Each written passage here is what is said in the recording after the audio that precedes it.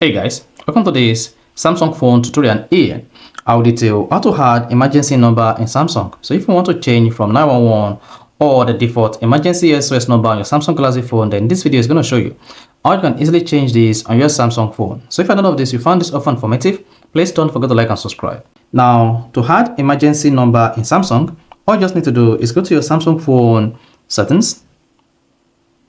On the settings page, scroll down and click on safety and emergency.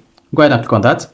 Now once you tap safety and emergency, you can just come to emergency SOS and see whether emergency SOS is enabled. So if you're using Samsung One UI 5.1 beneath, then you should see the feature to turn on emergency SOS here. So go ahead and turn this on. However, on Samsung One UI 6 and above, you can no longer turn off Samsung emergency SOS. So this is turned on by default. Now to change or add emergency number in Samsung, what you just need to do is click on emergency contact. Once you click on that, you're going to see existing emergency contact here. Now you can remove your existing emergency contact by pressing and hold the emergency contact like this, then tap remove. Now tap emergency contact to add a new emergency contact to your Samsung Galaxy phone. Once you tap that, just come here and search for the emergency contact you want to add, then click on it and tap done. Now once you tap done, you should see the emergency contact here.